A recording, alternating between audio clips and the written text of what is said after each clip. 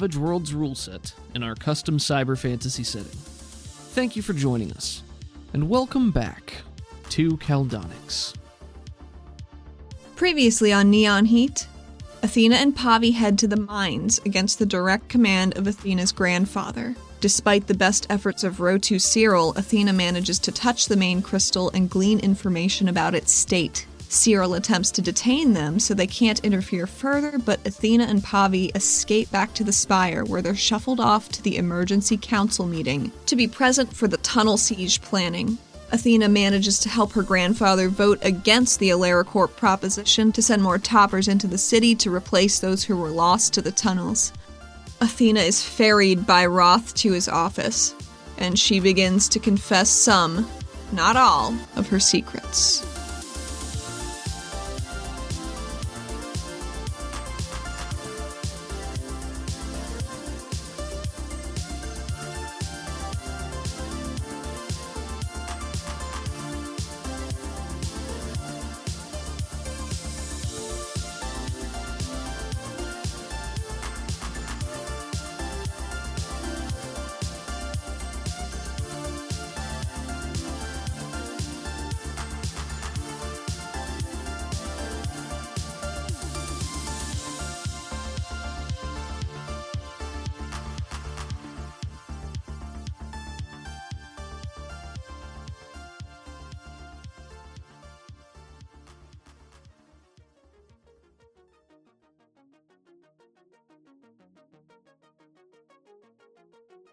The camera rests on a lonely stretch of the Caldonics Bay, facing the cave wall.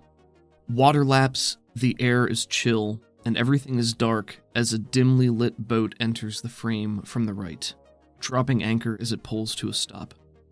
We see Athena standing on the bow of the boat. Her eyes are raking over the water, looking for flashes of color below the surface. She flexes her hand, and as she does that, the exposed bracer on her arm bends with these small geometric patterns. Worried, gaunt, but focused.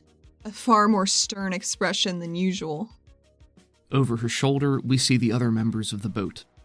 Pavi and Tuca, the Aerocassian Nemo, and Arbiter Photius Roth. The camera tightens on Roth as his eyes narrow in Athena's direction, and we fall through a transition as black as his scales and re-enter the Arbiter's office hours prior. Athena is sitting in a chair in front of his large desk. Roth is wreathed in the orange glow of the quarry wall behind him in the otherwise dark office, focused on her, scraping one dagger-like obsidian claw into his desk. You saw Jex kill Joel and ran. Why? Why not tell anyone else? Why not come to me? Oh, I didn't know who was under the other cloaks. It could have been anybody. Still could be. Has Athena just given him a full explanation of what happened I there? figured, yeah, but she's gonna tell it as we saw it in episode 1. Barring her current information. Right. So that's a lie. It's not an out-of-hand lie. I guess there's truth to it. Well, no, that is why she didn't tell him. Yes, that's why I'm backtracking on that. Why not come back sooner? Being scared's probably not a good enough reason to say out loud, but that's what it was. Why come back now? Pavi found me. She'd been looking, and I'd been sending her postcards. 'Cause, you know, she didn't know for sure. They didn't say anything. She had a hunch. It was a good one. That one's a lie. An obscurement of the truth. So I'd like you to roll Persuade. 4. Also 4. And what have you found out since you've been back? Whew. Where to start on that one? If you want to take this opportunity to give bullet points of what she would tell Roth, or maybe even specific things she would not be telling Roth, however you want to handle that's fine. She does give him a blow-by-blow of what happened in season 1 regarding the eyes and the warehouse and all of the fog and how it relates to what's happening now. She also tells him about Harlan Troya. What about him? That she doesn't know if he's actually dead or not. Okay. Because she still doesn't know. Gotcha. Not for sure. Because, like, if he didn't leave an imprint on the island, she's not a psionic, but it sounds sketchy. I think as far as Silas, the reason Silas okayed her to come back on duty is because he'd been attacked by these purple-eyed assassins and he needed some sort of protection from them, from an outside source, because he couldn't trust people around him. Maybe that Zeev used to be in the ranks of the Wardens. She's not sure if that's 100% true, but he used to be red and they're red, so... Okay.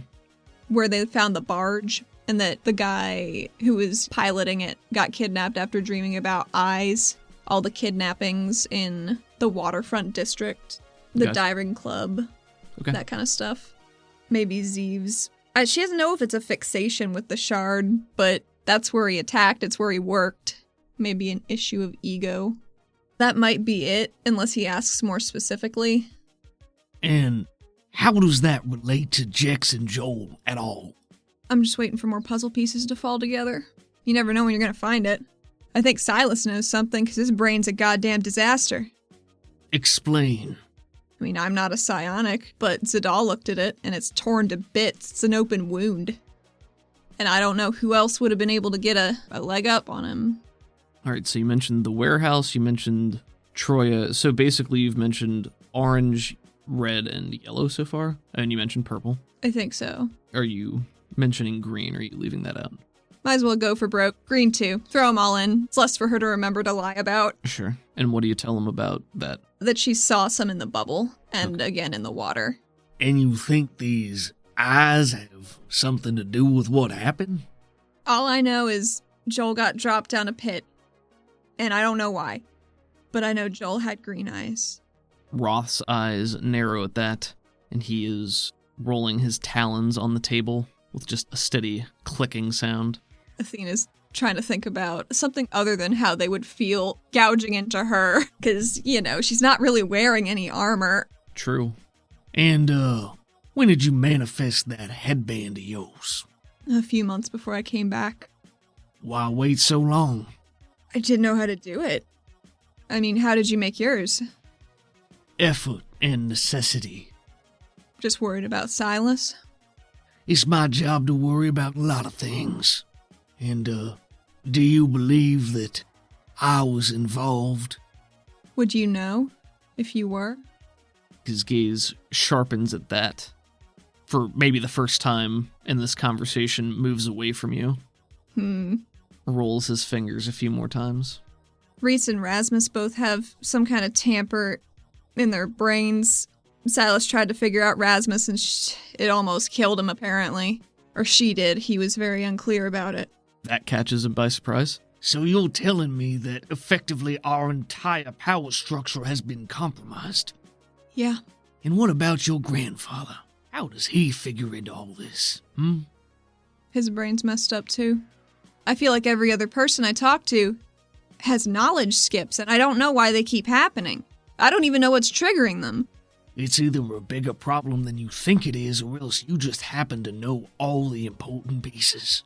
I don't know which one's more worrying. Me either.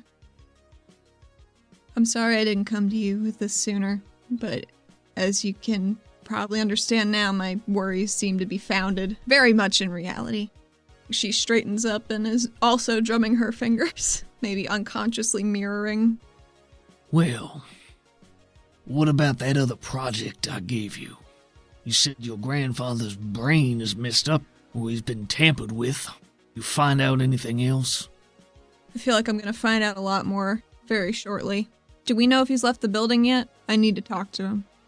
I went to the mines before coming tonight, and I slapped the crystal, the big one, and I saw where the yellow's siphoning energy out. We need to shut it off. Just shut the valve. I don't know, I can't do it by myself, but he probably could.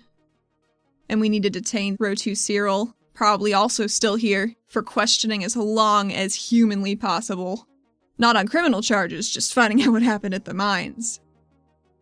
I do not trust him. He'll listen to all of this, relatively stoic.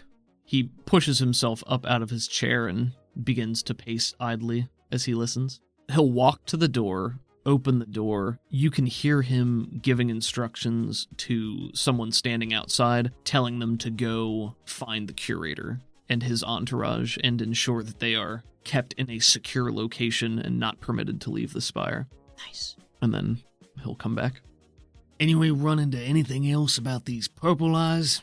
Seems like everything else has a place somewhere. Just purple-eyed assassins coming to kill the Oculus. I killed a lady with purple eyes before I came back to the city. Didn't really know about him before coming back. Is there any evidence that Oleracorp is involved in this? Evidence. I gotta know if we're fighting on multiple fronts or if it's all coming from the same direction through smoke and mirrors. I mean, it'd be silly not to assume that Oleracorp's involved. The apartment that I was investigating belonged to the lady I killed on the surface, who was an Oleracorp infiltrator. She was working for Dietrich Strickland.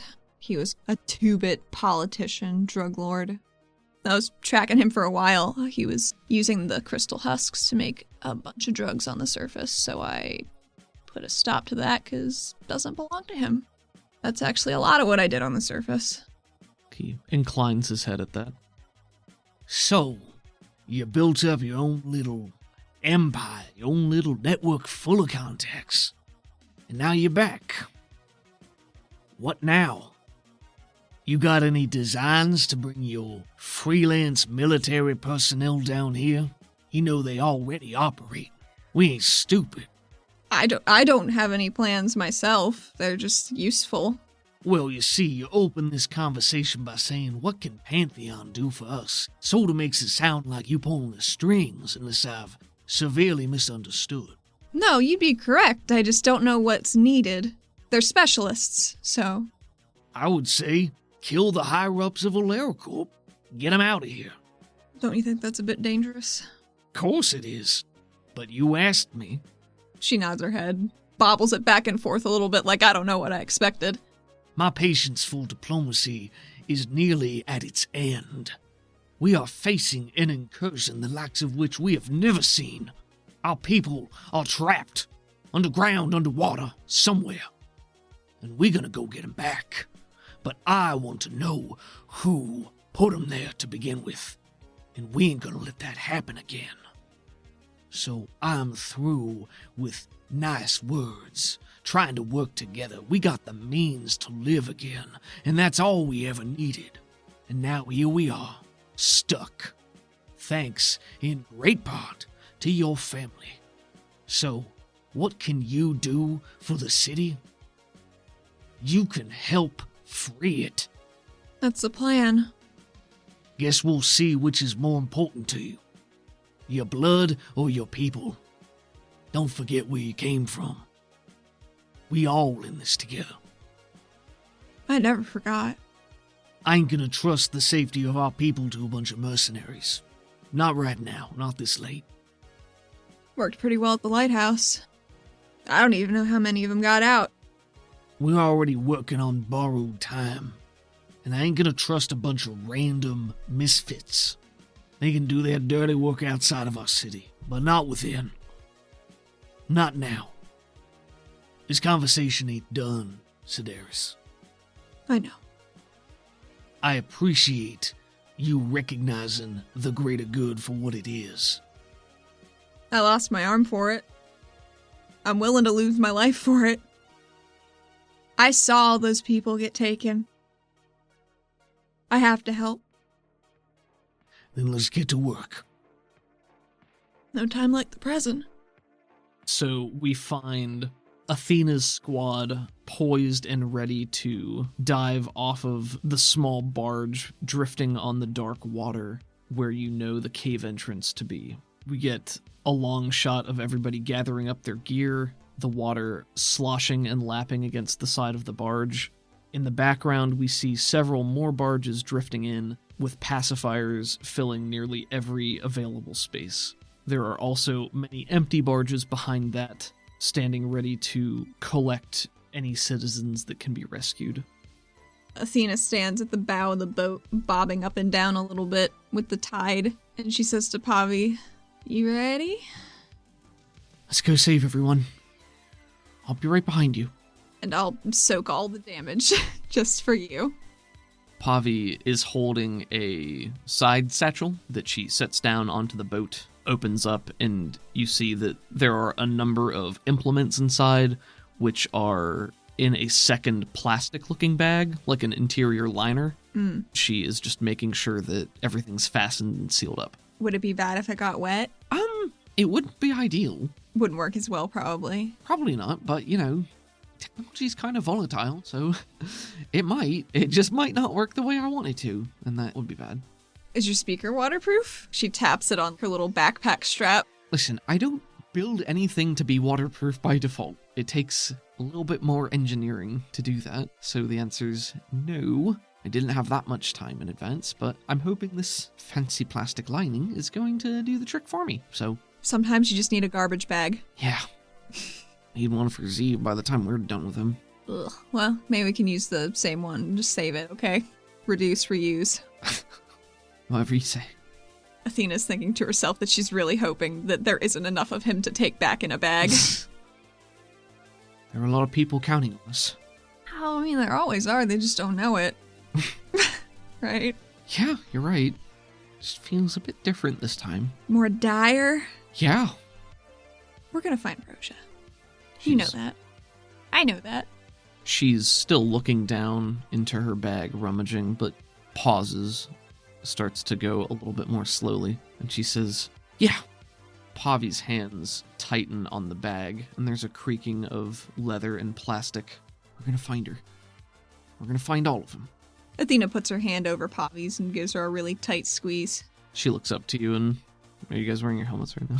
The visors are probably up. I'm imagining they're full helmets this time, but Sure. like with a front, You know what I mean? Pavi glances up to you, and you see her yellow eyes gleam beneath the visor of her helmet, and she gives you a small nod.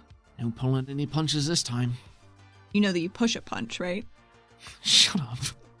She's just trying to make her laugh. Yeah, and she does, and she gives you a small sock on your shoulder. See, there you go. Just aim it at the Karnak. I'm gonna get close enough to punch him. No, I will, though. Well, fight smart.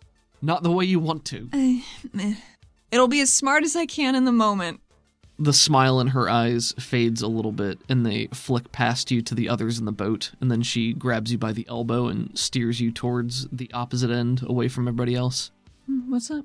If Roth down there with us, you gotta keep a lid on everything. Oh, I'm very aware. So, and she tightens her grip on your elbow a little bit and says, don't lose control. I don't think I have yet. You haven't. I'm just saying. I'm very good friends. She looks a little confused at that. With it. So we're working together. Sure, but I'm saying don't lose sight of why we're here when we're down there and things go wrong, because they will. We're here to save everyone. I'm gonna do my best. I know. I know you can do it. I wouldn't ask Roth to come if I didn't think we could do it. She just nods. Pavi moves her hand from your elbow to your shoulder and gives you a squeeze. And I wouldn't have stuck with you if I thought you couldn't do it. I believe in you, Athena. Even though Angie says that's a bad bet. Angie cares about herself. That's what she thinks about. We don't have that luxury. So don't you worry what she thinks. Hardly am.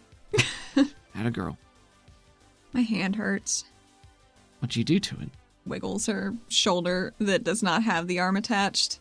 Oh, like phantom pain. That's what Roja said. It'll keep me sharp. Real sharp. Yeah. Pavi looks like she's about to say something else, but the large, hulking figure of the Cassian Nemo takes several stomping steps over to the two of you and says, "It is time to go. We can delay no longer." Let's get to it then. With one final signal from Roth, you all dive into the icy black water, following the directions of the scouting report that had been presented to you hours earlier. The camera follows Athena from the top down as she jumps into the water feet first. The water swirls and bubbles around the lens as we watch it become still. A rich brown with steam arcing off in lazy tendrils, and the camera pulls out to frame a mug of coffee on the task force room table. The table is laden with maps and battle markers. Athena's hand comes in from just out of frame to grab the mug. There's a ring left on the table with no coaster to save it. You had asked Thalassica to contract some agents to look for the tunnel entrance where Zeev was going to be. Did anything come of that? Would you like to roll for it? I would. What am I rolling? D8, notice. I blew up my 8. 14. How would you get this information?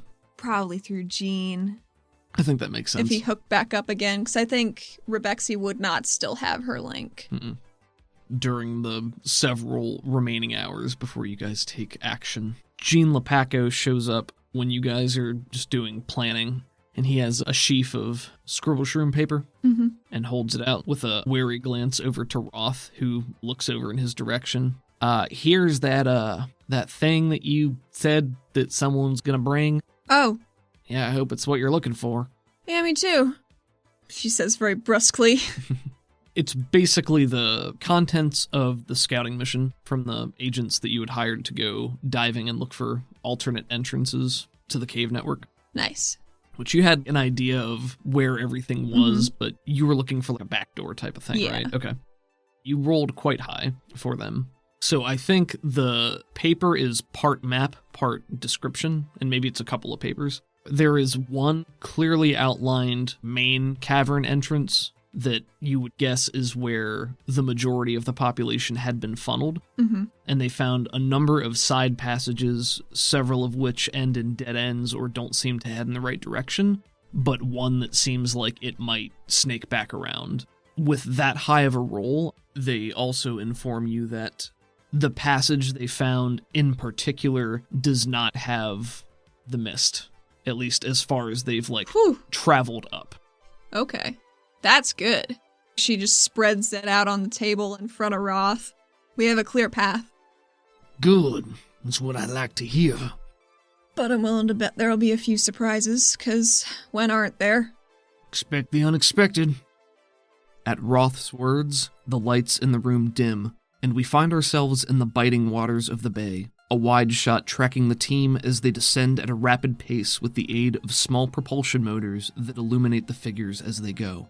Athena's with Pavi, sharing one motor. Athena has her arm wrapped around Pavi's waist with a little makeshift metal ring from her bracer to make sure her torso is held in place in these buffeting waters. It's dark, it's cold, and the knowledge that your Cori cycle is somewhere beneath you reminds you that it's better to swim than sink. The motor of your water scooters hums, and you can feel it pulling the water through itself and propelling you forward. The front of your water scooters have flashlights that you can use to navigate through the depths. The last time you were in the water was when your barge was downed here, and the time before that was when you had been exploded. How does Athena feel in this cold water with that similar sensation? She feels very poorly about it, but especially so now that she knows that some malignant green entity lives down here as well. She's making very nervous eyes through her helmet, flicking them around, looking for anything. I'm not going to make you roll to locate the entrance because the roll for searching was so good. high that I think we can just bypass that entirely. Nice. As you make your way deeper into the water and you notice the rocks forming into a dark tunnel entrance, I would like you to make me a notice roll at -2. -2. Nah, didn't do it. In stark contrast to the cold water around you, you feel the heat of your circlet on your forehead begin to pulse slightly. Her grip on Pavi tightens because she's figuring she's hearing something. That Athena's hearing something? No, the Pavi is, because hers are attached to her ears. Gotcha. Pavi doesn't react. What does it feel like? It feels like somebody's knocking. You felt this plenty of times before, in one way or another. Does it feel like in the bubble? At this point, I don't think you can differentiate. Whenever there's some form of mental intrusion, it feels the same. You can't tell how somebody is trying to do that. So she can't ascertain whether it's a violent intrusion or a friendly intrusion? I think you can tell that, but you can't tell, who it is that's knocking on the door. Right. Somebody's knocking on the door. They're not trying to slam it down with a battering ram. She secures herself with the metal, make sure it's nice and tight, so if she conks out, but she lets it down for just a millisecond, see if she can hear anything. The familiar echoing chorus of voices reverberates in your mind. Beware the hunter. Beware the hunter. Strike now. Kumitama. She sends back a mental picture of Zeev. I assume she's at this point found a picture of him or in a file or something. Yeah, I think you can probably piece together a reasonable image. What she's coming to figure out is that these things do a lot better with visuals than with thoughts. That's fair. Usurper. Maybe she flickers red eyes over his and then yellow. Usurper. She conjures up a mental image of Halarishi. To get a gauge on how they feel about Halarishi, because she knows how Halarishi feels about them. You feel an overwhelming sadness. Lost. Some of that sadness clings to her in her bones. Lost. Athena, make a spirit roll. I would love to. No modifiers. That's a 19. Damn. As you feel the foreign presence in your mind, you feel Vi stir somewhere within, and there's a heavy seed of panic and confusion. How do you keep that together? Tamp it down or contain it? She knows that Vi reacts in some capacity to her own emotional state. Maybe if she just radiates a feeling of calmness, maybe it'll latch onto it. Sure. Like you put out positive vibes and just like, everything's cool. It's cool. It's cool. Based on your role, it's received very well. The feeling you get back is maybe like, okay. No, Athena's used to making that noise herself, so I think she would recognize it coming from another. It's uncertain acceptance of the status quo, if nothing else. Athena, having gotten some reaction from imagining faces to this thing, she wants to flicker a couple more for a gut reaction from the green. First one would be Silas, flickering on and off green in his eyes. When you put Silas's face up, it says the same thing. Usurper. There's maybe a sadder connotation to it, if even such a thing can be determined. She wants to flash Joel, but I think the kind eyes that she remembers keep flickering with green now, too. When you present Joel's image and you flicker the green eyes, there's a pause before it responds. Master, deceiver, betrayer. And the image that you had presented is consumed by orange light that explodes outwards. There's a more heated energy behind the response. We see Athena's eyes through her visor widen and her brows knit, because she didn't really know what she was going to get, but it wasn't that. She pops up one of Jex with his orange glasses from the incinerator room, because that's always how she remembers him now. When you put up the image of Jex with the orange eyes, the previous image of Joel with the orange light that had consumed the image, it's like the two images are combined. The orange light that had exploded outwards recedes again and is sucked back into the orange glasses that you imagined, and then it's that image of Jex standing behind Joel, who now has the green eyes again.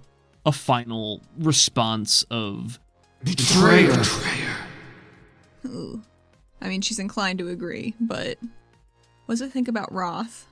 When you present the image of Roth after that, the connection is tenuous and breaking off. Now, strike now, Kumitama. Well, she got a lot more than she had, so Fair enough. you know what? Sometimes you gotta take what you can get. And she shuts the door. You put your mental barriers back up. You feel that stirring from Vi deep within. A similar esoteric concern or dread. She says to Vi, I'm gonna need you. I've got a helmet, so my eyes can be purple, but maybe not, the fire. And she pictures herself with both side by side, but puffs away the one with the shadow mask. Gotcha. There's at least tentative confirmation or acknowledgement. She wants to see if she can find any of those yellow energy tethers, like at the Shard during that fight when she saw all the yellow and red arcing around in the sky when she had her purple vision on. You get just the faintest traces of that yellow energy in the direction that you're going. A trail long cold. If you were tracking something, this is not a fresh trail. Leads deeper into this dark tunnel. And as you guys continue to propel yourself forward, it twists and it turns, and it takes you a couple of minutes of navigating through this tunnel, but there's no challenge to this. You're just following the directions that you were given. As you and your group speed your way through the dark, dank tunnel, I would like you to make me a spirit roll for your claustrophobia hindrance. It is a hindrance. I'm going to say this is at a -2 because you're both underwater and in the dark and in a tunnel. There's a lot of factors. It's an 11. An 11? Okay, that's quite good. What about this situation allows you to completely sideline this hindrance? It's that she's literally side-hugging Pavi. She's right there. She's got her. She's steadying influence on Athena's batshit life. I like it. Eventually, you break through the surface of the water into a small rocky shore in a tunnel that's probably 10 feet wide, 10 to 15 feet tall, leads forward and bends immediately, winding out of sight. Up a small incline, but everybody's surface is here, and there's enough room for you all to gather and drop your things and get your bearings before anything else happens. There's no light here, except for what is being cast by your water scooters. Athena drags herself out of the water, clasps arms with Tuka to help her on out, and then helping Pavi out after. She shakes her arm off, splatters the ground with a bunch of droplets, still unaccustomed to the heavier fit of her new armor. The water sloshes quietly. One bob of the still settling water bounces the headlight directly into the camera in a flash of white, over which an eraser is hastily pulled across frame. The frame pulls back to show Athena in front of the task force whiteboard, scribbling more notes onto a relatively fresh section as a man enters the room with a knock. You called, Regulator? How can we be equipped for a tunnel siege? Man, it's been a long time since we've seen Rick's Dune. Yeah. He's a ruddy-skinned human man, probably in his 40s or 50s. He's got dark salt and pepper hair, glasses perched on his nose, sometimes smoking a pipe. He is the quartermaster per regulation, so he is in charge of outfitting and things like that, and he does have one robotic arm. And that's something else you wanted to talk to him about. But first things first, armor. Well, it's not really my area of expertise. You'd probably be better off speaking with a Cassian. My guess would be you're not going to find yourself going up against any ballistic weaponry or energy-based projectiles. If that's the case, then extra armor plating won't do you any good there. But you might run into more mundane threats. Creatures roaming the tunnels. Armor would certainly help against that. You want something flexible, especially if you need to swim down there. But you know what you're up against better than I do. So if you give me guidelines, I can make recommendations. Do we have pacifier clearances for this mission, Arbiter? Out of character asking you, what are you looking for? What are you trying to get? She's looking for durable armor, but also helmets with dark vision would be cool. Also, if they have helmets on, it might confuse any scouts. Okay. Some mystique would be good. So you can have dark vision or infravision. You can't have both. That's a limitation that I'm applying. I had thought about one versus the other, and I think I decided on dark vision because mist wouldn't have a heat signature. That was my reasoning. It's up to you. Well, your run-of-the-mill body armor is good protection, still allows flexibility, range of motion, or you could go with something a little bit heavier, more of a combat armor. It's got more armor, but it's going to weigh you down more. Depends on if you want to be mobile or if you want to be safe. You know your style better than I do. A lot of my movement is Corey-based, so I don't know how much that would affect me personally. We don't need power armor or anything, but I think we do need to be defended from claws and fangs and mist. So I'll tell you, out of character, I'm going to use the stats for modern armor instead of futuristic armor. Okay. Just because I think it's more realistic for what we're doing here. You're probably looking at +4 body armor, which would be a Kevlar vest. What's your strength? D6. D6, okay. It's going to be a little bit heavier than what you're used to, but Would I be able to get the one sleeve pinned inside? sure. We I can just make quick modifications. That seems doable. don't want to be able to have something grab a loose sleeve That seems like a bad idea. Easy enough. We should talk about that. You know. When I get back, When you get back. she says with a nod that's more sure than she's feeling. He pats you on the shoulder and gives you a reassuring wink. Much saucier than before. It's a fatherly wink. Ah, If there's anybody who can make it out of that mess, I believe it to be you. thank you. We're all counting on you. Uh-huh. She says, sounding exactly how she sounded. Rex will take your specifications and measurements, and he'll go to retrieve a new suit of armor for you. And I think it looks very similar to your wingsuit, but obviously it isn't a wingsuit. It's a little beefier. It's a little bit beefier, a little bit chunkier. Maybe it has, like, those boys. What are these, pauldrons? If you want it to have pauldrons, it can have pauldrons. I think it look cool. Well, you're going to have to draw it, so I'm gonna. this is up Go to put you. pauldrons on it. All right. Do you still keep your second pauldron? No, probably not. Okay. Well, I guess it depends how it Cloud attaches. strife in it. Ooh. Yeah. It's her body type. And strife. That's her life type. It is her lifetime. We see Athena and Rex continue to talk, but we focus in on Athena's hand, nervously rubbing her thumb on her clenched fingers like a worry stone. And we fade to a very similarly framed shot, just minutes in the future, as Athena is still nervously rubbing her fingers together, this time surrounded by her entire team in the task force room.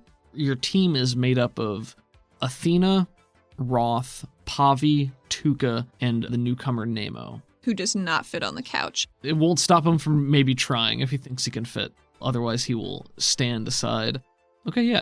Nemo is inscrutable because he's Arrow and you have no experience in dealing with him. He stands mostly still. He does chime in with a question here or there. Otherwise, he seems quite reserved. She would ask him for any advice, any equipment that they should be bringing, that they don't want to be caught flat-footed without. I have not been down in these tunnels before. I do not know what we will find. Different sections of the cave network hold different types of creatures. We will need something to make light. Fire is never a bad idea. Many creatures are not used to seeing light. Oh, that's something that had not occurred to me. It can be used to blind them. It can be used to frighten them away. But it can also be a beacon that leads them to us. That's more what I was concerned about. It is good to have as a reserve option. So fire, not explosives. Yes. Understood. We should be quick, but not in a hurry. Footing can be uncertain. And keep your eyes and ears open. You never know where something will come from. These tunnels can change. There are creatures that burrow. This is their home, not ours. You have to respect them for that. Everybody's got to live somewhere. Yes.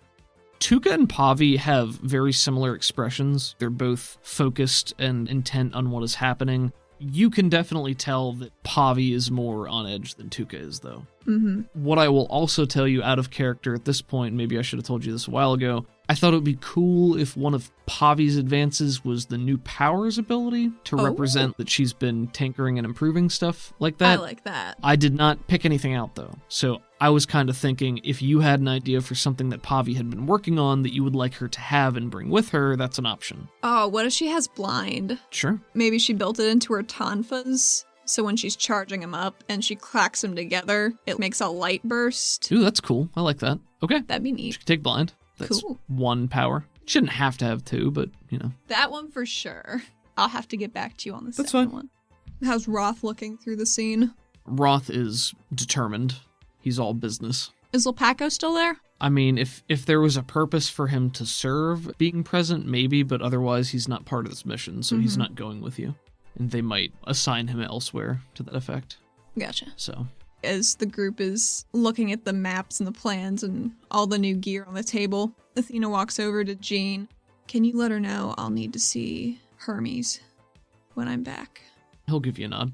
I'll pass along the message. Thank you. Be careful. But we're planning so good. I know that's your strong point. That's why I've involved others. I know. Thanks for everything. Yeah. You can do this. Oh, yeah. Mm-hmm. I feel like she's feeling good in her new armor, though. She shakes it out a little bit. Everybody shrugs into their new armor. Pavi has a satchel slung over her shoulder just to carry some extra gear for you guys. A couple bits and bobs, some spare Cory husks. Never know what you're gonna need them for. Yeah. Tuca has a lot of weaponry stashed everywhere, a lot of hilts for Cory-based weapons, her telescoping halberd, the sword hilt, and probably one or two physical real blades too, because you can't always count on Cory stuff to work. Athena feels very underprepared with her double bracer winding up one arm, but that's all she got. Nemo is kind of in the same boat as you. He's wearing armor. It's not quite as bulky as yours, and he doesn't seem to be carrying much in the way of extra gear with him. She walks over to him and wiggles her bracers into a shield. Any tips? I don't know how much time we have to improve this form of yours. Well, bullet points, you know. Ah, you want to keep the bullets away from you. I'm joking. I know. He takes a step or two away from you and holds both of his arms out, and his form is this coiled, wiry muscle, and he holds both arms out to the side, classic wrestler stance, flexes his hands, and the plating around his forearms springs out into these enormous, round, domed shields. So cool. And he can just, I mean, you've seen him use these before, so he can easily swivel his arms to cover a huge percentage of his body at any given time. If we are overrun, then the shield is the first line of defense. We take the front. We keep the others safe in the back. Good plan. She makes hers. It's normally a flat circle for her, but she shakes it and it pops out into a dome like his. And it makes a gong. Yeah, this is good. I don't know. I didn't think of it before. The shield is one of the best weapons. It is multifaceted. You can use it for many things. Don't be afraid to use it to batter your way. Shove, push, knock things aside. Sometimes it's about escaping and surviving. Don't I know it? She says as a joke to herself. I know you don't have quite the range that I do, but... To demonstrate, he takes one of his arms and shoots it outward, and it extends like a coil of his wire, and Ooh. he swings it around. Flutters some pamphlets taped to the walls. That's great, I like that. Almost like a yo-yo, it comes right back to him with a zzz. She's like, maybe my new arm can do that. Listen, I'm not going to tell you what to do. I don't want to infringe on your copyrights, He gives you a long look and says, Mr. Knuckles. Good. This is my image. You can use it, but I'd never use it in the shard. not in the ring. No, Yes. never. Only to survive. We will be okay. I hope. He holds himself with purpose. When you get out of the water, Roth is eyeing you pointedly. She's got her helmet on and stuff, so Sure. looks over at him, shakes off her arm, getting all the water. You getting anything yet? Are you? No. Athena sees Tuca shivering at all, because they came out of cold water, and it's probably a damp and cold tunnel. Is your armor warm enough? Are you going to be okay? Well, She says, with an effort to not make her teeth chatter. the water's cold, and now I'm cold, and it's cold in here, so I'll be fine. You can see her salamandery skin ripple a little bit, and she gives herself a shake, and her head tendrils shake like the arms of an anemone and spray little droplets off. Could Athena do like an essence check to see if she could spend a Cory point to warm her up or dry her off? Sure, I think that's thematically interesting. How would you do it? She can make fire, so it's probably not a stretch to say that her hand can get warm. Okay, go ahead and make me a roll. How much is it going to cost me? I think it's thematic flavoring, so I'm fine with it being 1. Or whatever the cost of your flame trapping power is. So if it's burst, I think it's burst, 2. so that's 2. So I'll say it's 2. I got a 9. I'll give you a Benny for being a buddy. Athena rubs her palm on her thigh really quick, and her palm is glowing. Not red hot, but warmer. And we see her touch Tuca's shoulder, and it just steams off all the water as it goes in a little wave. Oh, it's like getting in a hot bath. It won't last for long, but, you know, whatever helps. Well, I appreciate it, but you better save your strength, 'cause we gonna need it. She shakes her hand and blows the steam off. All right, show off. I just have to do that. Thank you. You're welcome. Tuca spends a moment or two double checking that she hasn't lost anything in the water. We cut to hours earlier as Athena and her team reconvene in the task force room. Athena looking at the clock, back to the papers on the table, waiting for Zadal. But Zadal doesn't show. That's disappointing but not surprising. They need a psionic. Athena had a thought. There's really only one person she would be comfortable letting into her brain, and that would be Rebexi. Because she also has a hard line into every bit of information in the Spire if they need it. Just makes sense to her. How are you presenting this idea? Like, are you including Roth in this? Is this just supposed to be for Athena and crew? It's for everyone, because she wants them to do spot checks. So if somebody goes dark, they know it immediately. Mm-hmm. Something might get stolen, they don't even hear it. She doesn't know anything about the tunnel. She's never been down there, except that it's perilous. She just brings it up casually, because it's already been discussed. Okay. That they need a psionic, and she would like it to be, if not Rebexi, someone close at hand by her, because she has all the info and all the people she can contact. Roth blinks at you and narrows his eyes a little bit and says, I don't think she's a psionic, Sedaris. Are you sure? He stares at you quizzically for a moment longer and says, Well, now I'm not. Good. Fuck that all to bits. Dumb. That was dumb. Well, by all means, go and ask her. Otherwise, we got Inquisitors standing by. I just thought it would make sense because she can get us whoever we need at the drop of a hat, even if she's not hooked up. That would be mighty convenient, yes. So am I allowed? She asks very pointedly. Oh, I think I'll come with you.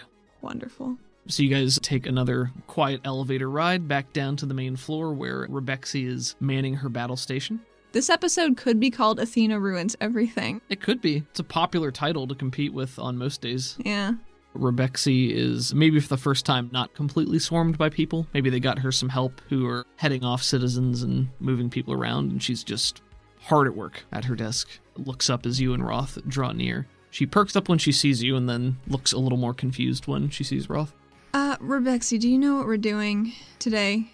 I know there's like a big operation going on, but I wasn't involved in the planning. Yeah, you are now. Oh. I know we were talking the other day about psionics. She lies. It would be very good for our tunnel livelihood if we could have a link, somewhere in the Spire with access to information we might not otherwise have. Sure. Who are you thinking? Do you have any recommendations? Roth steps up and says, Regulator Sedaris was kind enough to offer your services, Ms. Rebexi. There's a long beat as Rebexi stares at you and then at Roth. Oh, of course, if I could be of help, I'm happy to do so, but I'm really not a very powerful psionic, Who would you recommend? Let me pull up my list. I mean, I was waiting for Zadal, but he's not here. I don't think he's going to make it in time. Where could he be, I wonder? I don't know. Rebexi moves to her keyboard and is typing and pulling up lists, casts a sidelong glance at you. Athena's not looking at her. She's looking at the flowers she made her and praying it doesn't wilt, symbolically. Sure. I'll openly tell you that Rebexi will recommend almost anybody else at this point over her because you just outed her as being a psionic. But I mean, anybody can do anything, right? That's true, yeah. Anybody Rebexi wants to give them is cool. Okay. If Rebexi doesn't want to do it. Yeah, she definitely does not want to do this. Cool. Anybody else, then, that she trusts? She'll pull a name from the Inquisitor selection of people who are on duty, and Roth will say, Oh, yes, I suppose they'll do fine, but you came highly recommended by Regulator Sedaris. She just mentioned it. Well, I don't doubt that she would have mentioned it, but why would you think Ms. Rebexi, our receptionist, would be poised to be the best psionic link when we got a whole building full of Inquisitors? Maybe not best psionic link, but best information tether. Make me a persuasion. God. It's not gonna go well. Or maybe she got a 5. Okay. I'll let that stand. Whew. I didn't say it was going to be an opposed roll. That's a fair point. Maybe we have them located right here with Rebexi the whole time. They can link themselves up. That way it don't strain her too much. Wonderful. She says, looking at the clock, trying to figure out how much fucking time they have left. The last thing she does when she's pretty sure Zadal is not coming, is she sits down while everybody else is getting into their armor, and she frantically writes out a note to give to Jean. We can see her lips moving as she's scribbling, and we start to hear her voice as the words scratch onto the paper. Zadal, I'm real sorry I broke in last night. I was worried, and I know you said you were doing an overtime shift, but we couldn't find you, and I know I shouldn't have. I gave you a key, but you didn't give me one, so I should have respected that. I don't know how much you remember, but Lepaco's definitely around and he can fill you in. We're going into the tunnels. Probably already there by the time you read this. It's a bad idea, but if we don't stop him, I don't even know. I'm scared. We're going in with a Cassian, Nemo. He's going to the alloy for a brain blocker augment, and I know it's an option for you, but it's a dangerous one, I think. So, last resort. Pavi and I went to the mines. It was also a bad idea. There's a fuck there named Rotu Cyril. Do not trust him. He's an AleraCorp mole at the very least. I touched the crystal. It's crazy, Zadal. It's like it was alive. I think it is alive. I saw where it got hurt, and I saw where Zeev has a back door to it. And Vi thought it was amazing. But it is, so I can't blame them. I wish I could just tell you all this in person. My handwriting's so bad. I hope you can read this. I don't know if I'm gonna make it back out of this one. But we have to try and get everybody back. What the fuck am I doing all this for? I wish we could have gone somewhere you wanted. Sorry the gallery was a bit out of your element. I sat here for a while trying to make a metal element joke, but I got nothing. Sorry. I don't know how to say this, so it's probably good that I'm writing it and not talking. I don't know a lot about you, but I know you're a good person, and you just want to help, and I tend to bottle stuff up and try to do stuff alone, even when I know there's people around who love me and want to help, and I think we're kind of similar that way, maybe. From what I can tell, you've been going at it alone for a while, probably since Anji. I haven't asked. I didn't want to make you sad. But I get it. Sometimes it's so much easier to be alone and not bothered, and I know. I get it. But you've helped me so much, even though I kind of ruined your life, or at least your chance at a normal one. I want to help you, but however you need. Please be safe, Athena. Athena straightens up and she looks at the pen ink stain on the flat of her hand with a small little frown before handing the note off to Jean. Can you please, if Zadal shows up, can you give this to him? Yeah, of course. I'll make sure he gets it. I'll see if I can round him up. Oh, don't try too hard, she says with a little smile, but there's not a lot behind it right now. With a snap transition, we leave the warmth of the spire and re-enter the chill, dank tunnels that they've just arrived in. A voice rings out in your mind. Sound off! This voice, unfamiliar to the audience, has become passingly familiar to Athena after the sound checkpoints have been issued several times a minute inside the heads of her entire party. The group gets into their marching order. Nemo in front, followed by Athena, Pavi, Roth bringing up the rear, and Athena wants Tuca on the ceiling as a stealth striker, as camouflaged as she can be. The Inquisitor checks in, they report back. Sure. So if anybody doesn't report back, shit's probably gonna pop off. Okay, makes sense. Is the general plan. Sounds good. And she starts leaving pebbles. The little UV pebbles. UV pebbles, that's fun. I'll give you a Benny for your creative planning and how you've approached this. Thank you. You're She's welcome. using her noodle.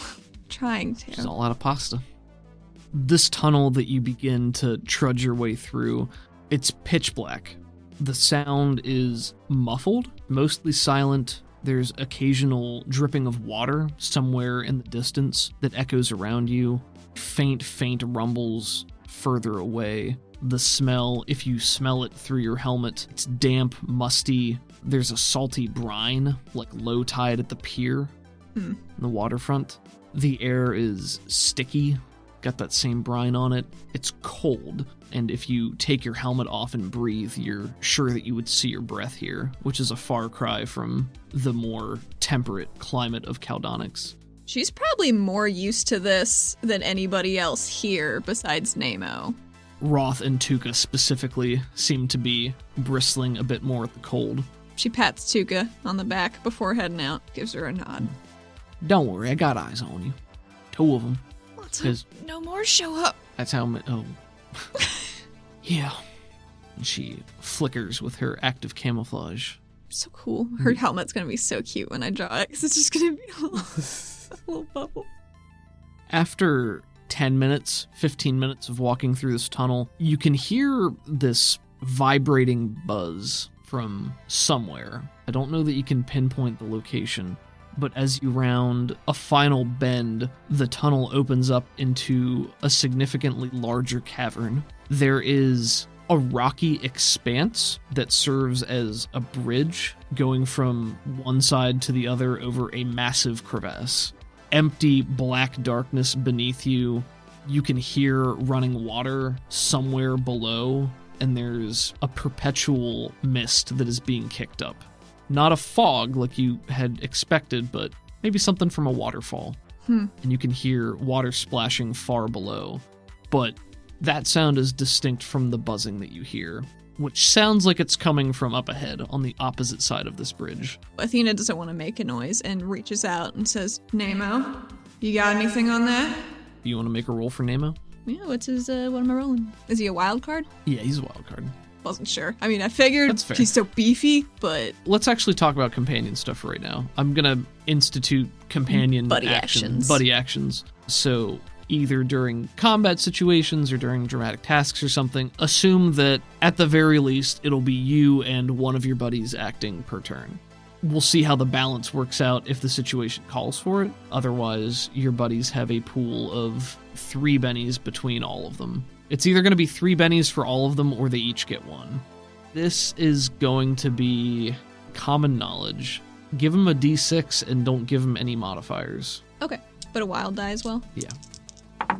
3. You want to stick with that, or do you want to use one of your buddy bennies? I want to save that for combat. Okay. Nemo comes to a stop at the edge of the expanse on your side of the bridge and pauses, quirking his head to one side. I don't know. Could be a number of things, but it doesn't sound good. We got swarms down here? There could be, yes. Hard to say what. Usually some sort of crustacean or maybe insect. It's buzzing. What if... Pavi, can you make a low buzz? Maybe that would scare it off. With her gear or something? Yeah, like with her speaker. Speaker? Okay, yeah. She reaches into her duffel bag and produces the small speaker. I can try. Some sort of new reverse frequency? Can you take a sample? Sure. Sure. We'll just hold position for now. Athena's standing by but slightly behind Nemo and trying to peer over the expanse to see how far down it goes, because if she has dark vision, would she be able to see the whole way down? If you have dark vision, you reduce some penalties. You don't eliminate them entirely, so go ahead and make me a notice. Dark sight as a power ignores up to 4 points of illumination penalties, so I think that's what you get. This is pitch darkness. That's at a -6. So it would still be -2. So you'd be at -2, yep. Let's see what we can do about that. 9. What you can see is you probably can't see the bottom. You can see a distinct waterfall or a series of smaller waterfalls below you that the water is spewing out of, and there are a number of other crisscrossing rock-like bridges going across the gap that the water is splashing off of, and that's what's creating the mist that's drifting up. Do these bridges look shaped by a sentient force or just eaten away by an underwater river? Eaten away by an underwater river. Okay. The one that you guys are on is maybe a little bit more shaped, but it still looks natural for the most part. Maybe this is where the divers were stashing cool stuff. Maybe. Maybe they find a windfall. Yeah. Well, maybe you got the She adventure mutters to card. herself. Maybe check my adventure cards. So your goal is to have Pavi use her sound to make some sort of disrupting sound that will scare away whatever is on the other side? Or at least make it off base.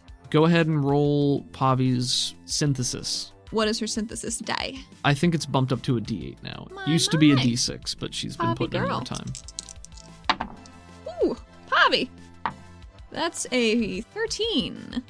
She spends probably 2 or 3 minutes just calibrating and playing with the speaker, and then she holds it up in the direction the sound is coming from, takes a recording of it, messes around a little bit more, and she says, "Definitely sounds like maybe an insect or something like that.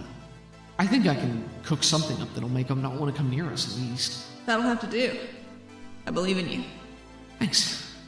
She nods emphatically from slightly ahead, still watching tunnels. Are we going across the bridge then? Yeah. Okay. I mean, I don't see any citizens laying around here, so No. onward. She hefts the speaker in front of her, flips a switch on the side, plays with a couple of dials, Is it metal? maybe parts of it. Could Athena levitate it so Pavi can have her hands free, or does it require hands? I think it's her power and she's casting it. Gotcha. And the specific way that it's being utilized here demands that Pavi be in charge of it. That's okay. You never know. No, I like the outside of the box thinking, but I think Pavi needs to be the one in charge of this. I understand. So Pavi will lead the way across the bridge, holding the speaker in front of her. Everyone else at Athena's direction will follow behind. The noise gets louder and louder as you guys make your way across here. And maybe 5 to 10 feet into the opposite tunnel on the other side of this crevasse, you can see shapes moving in the darkness. How big are they? Make me a notice at -2 because of the dark. 6. 6. It's a lot of little shapes, like the walls and ceiling are moving.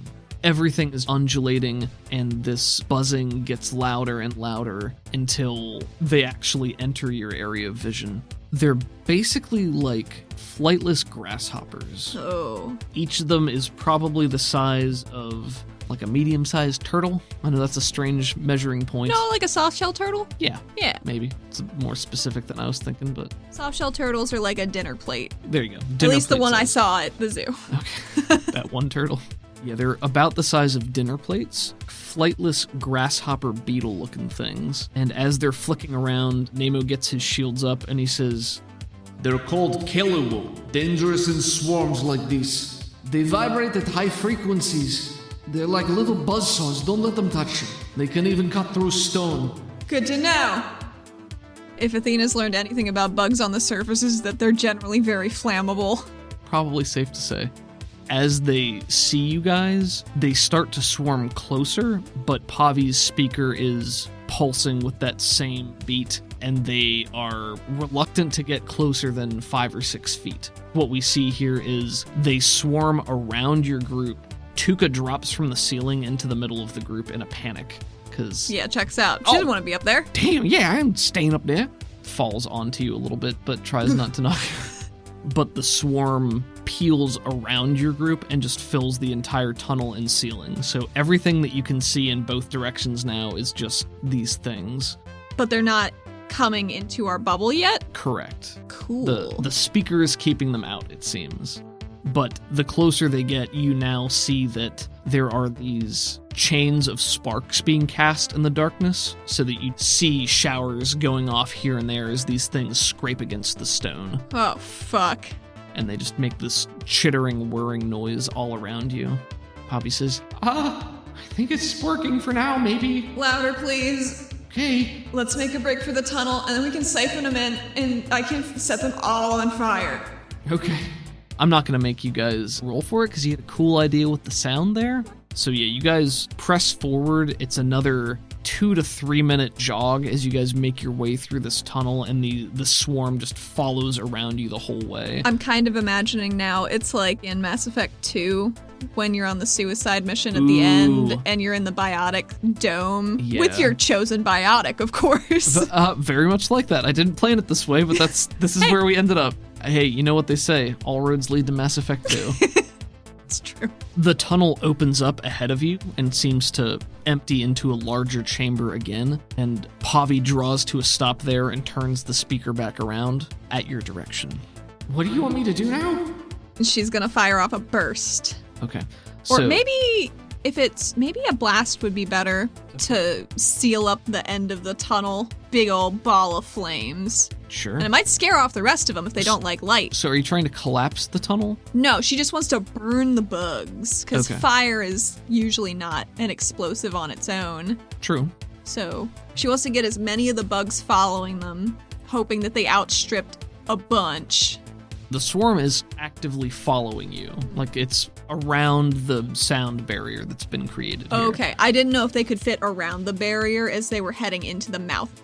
Go ahead and make me a group athletics roll. Okay. Let's roll one athletics check for everybody, and out of the 5 of you, I need 3 of you to pass it. Do you want me to roll Athena first? Yeah, go ahead. She got a D6 athletics. 5. Pavi also has a D6. You want to roll for Pavi? Yes. 4. Tuka probably has a D8. That checks out. She's very on the move. 5.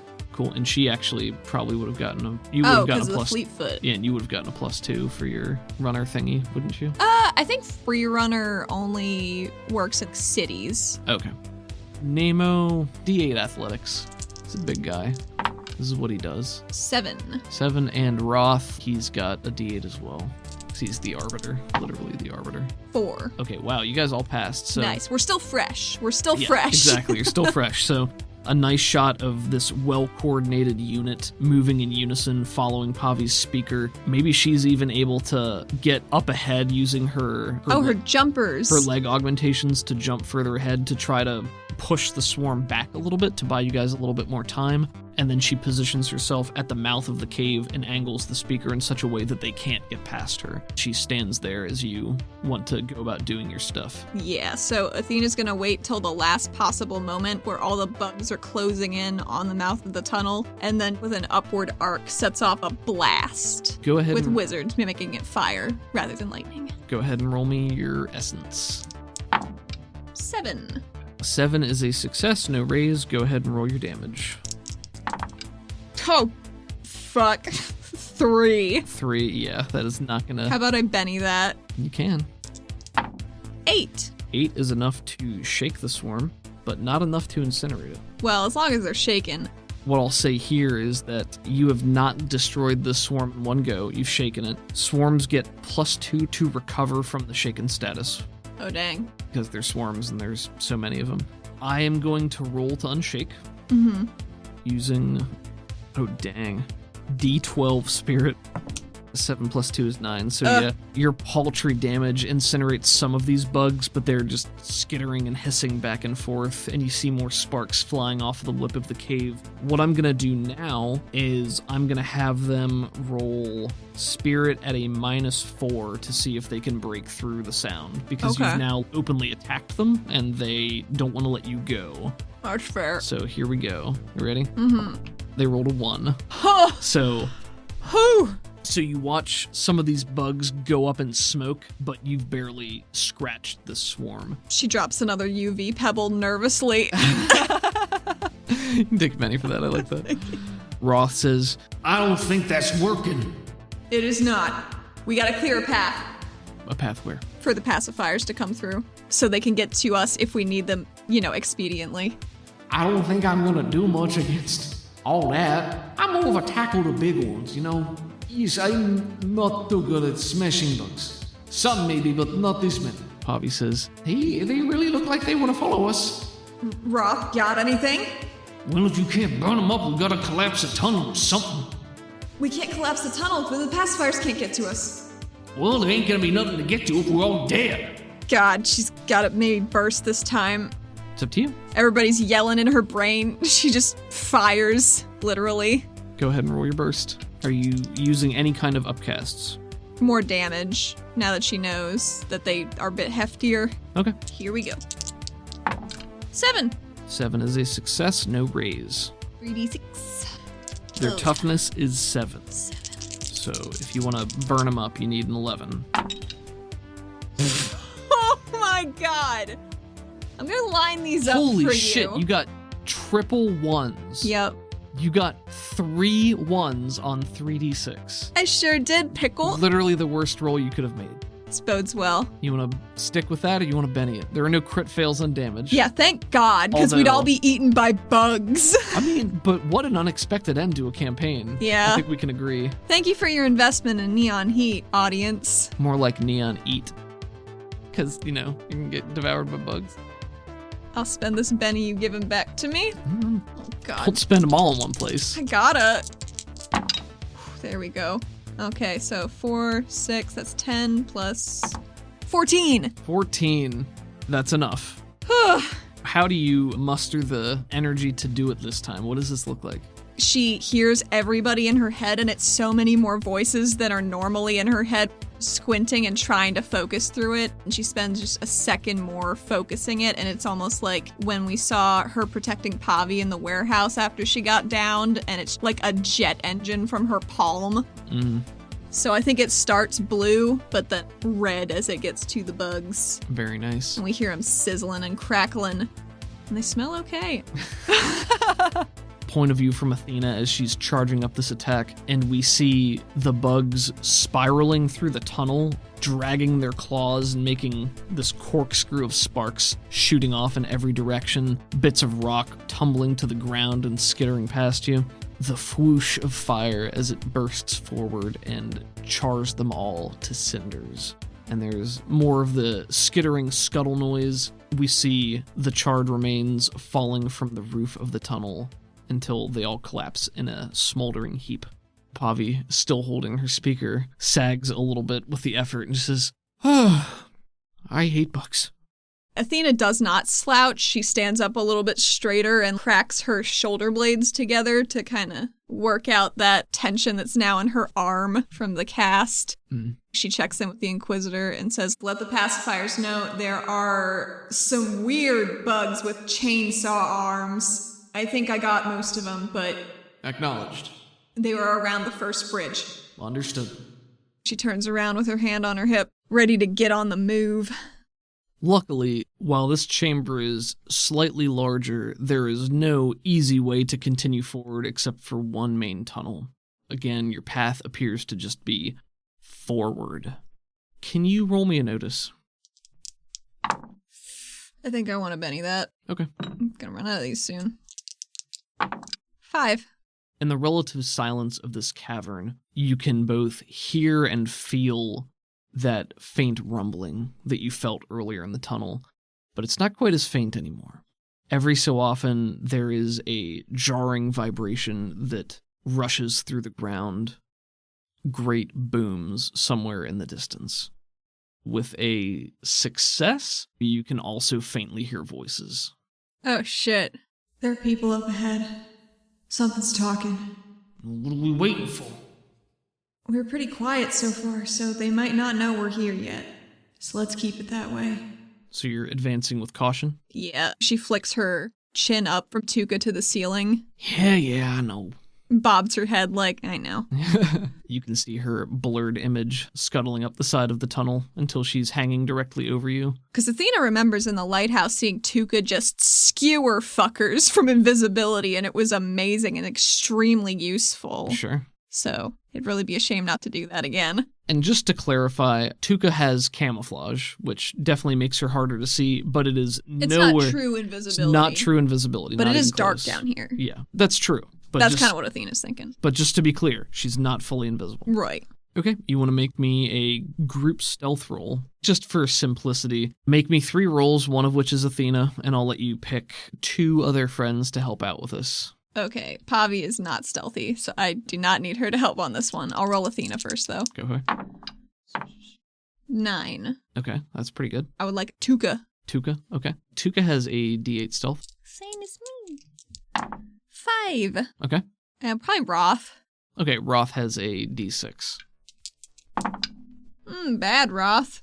As they march down the tunnel, Athena's making eye lines for the sides of the tunnel, looking for Corey veins running through it and for any yellow flickers, literally anything. And she's trying so hard to stay focused, but she keeps thinking about her grandfather.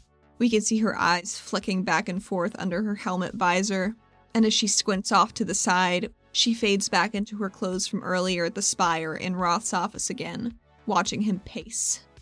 I'll also note that during this time, Roth is not going to permit Athena to go and speak to her grandfather.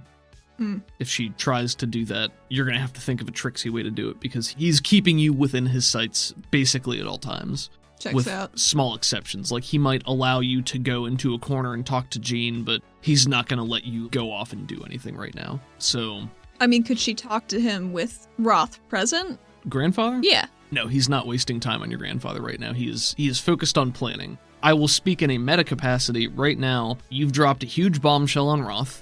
He knew something was up with you, but didn't know what. You've dropped a huge bombshell on him. He knows that your grandfather is involved. He knows something is going on at the mines, but not what. He is mostly focused on getting the people back. So, I mean, if you want to make some sort of argument to Roth that it's important to go and speak with or interrogate your grandfather to get information that would be helpful here, then I would allow you to present that case, but his default motivation is he still doesn't fully trust you, obviously, and he definitely doesn't trust your grandfather, and he knows that it's your grandfather, so you want to protect him. So that's where you're at. She would lobby for any kind of... Like, she has to talk to him about the crystal. She's gotta. Okay. Or they're fucked. Give me your argument. I do need to talk to him. I know you don't want that, obviously. But we have to shut off whatever's... We have to shut off access to the crystal, and he knows... He's got... I gotta tell him where it is. So you think there's some sort of open link they can tap into? Is that it? That has to be it. I know I didn't finish my siphon training, but I felt it. Go ahead and make a persuade. Yeah. Bad. Spend 1 penny. Okay. It's important. 4. You're running low on time. Alright, fine. But I'm going with you. We ain't wasting more time than we gotta. No. Roth will discover, where they're keeping Darius. Mm-hmm. I think it's probably simplest to just say it's the council chamber. So Makes they sense. Just haven't let him or Cyril move from the council chamber. So you guys take another relatively silent elevator ride up to the top of the spire against the ceiling of the cavern. There are 2 pacifiers still standing by the door. They salute Roth as he comes by, open the door for him, and we find inside the council chamber Darius. He's staring out that big window down onto the city below. Rotu Cyril is seated in Darius's throne for the council.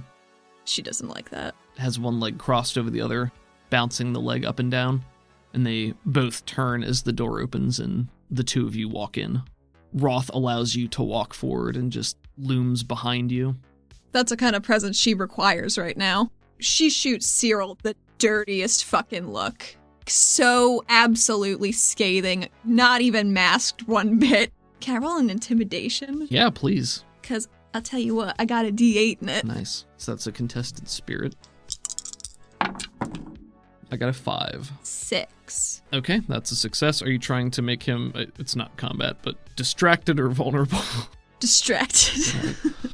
When you walk in, Cyril has a smarmy grin quirking one side of his mouth, and as you walk in and he sees Roth loom behind you, it falters a little bit, and then when you look over with that raw hatred on your face, he blinks once or twice and shifts in his chair a little bit, straightens up. Darius is looking at Cyril and then back to you, and then to Roth, and then to you. Excuse me, Cyril, could we have the room, please? He sits in silence for a second or 2 before slowly rising to his feet. He looks over and gives Darius a significant glance, and then makes his way back towards the door, giving both you and Roth a wide berth. And as he starts to go through the door, Roth points a talon after him at the pacifiers and says, Make sure he don't leave. And one of them smacks a hand on his shoulder. She walks over to her grandfather and puts a light hand on his arm. Sorry I touched the crystal, but I saw where the back door is that Zeev's siphoning everything from, and we need to close it off, or we're probably not making it back out of those tunnels. Roth ensures that he is close enough to be privy to this conversation. Athena's not trying to hide it. It would be so much more suspicious if she did. Sure. As you begin speaking openly about this in front of Roth, Darius's eyes widen, and you see a tremor go through him, and he pales just a tad. He is not looking at Roth, pointedly only looks at you. She would continue. Because this guy, he had to train as a siphon to even work at the Shard, so maybe he found something while he was there that enabled this. But it's dangerous, and the knowledge needs to die with him. Because he's not coming out of those tunnels. He's nodding at this, and he says, "You touched the crystal. Yeah. What have you seen?" A lot of yellow. When did it change color? I don't remember it being that color. I know it does that sometimes. Was after the mine collapse several years ago. Makes sense. Purses his lips and nods. "If I am permitted to return to the mines, I will do everything in my power to close it off, to shut the valve." Is there any way we could shape it over time so that it just feeds back into the main crystal and not as a branch? I know that's kind of an extended process, but we can't have that getting out. What are you talking about specifically? If the big crystal's like a tree and this is like a vein that's a root, trimming the root in a way that it cuts off from where it was going to feed back into other things. I see, okay.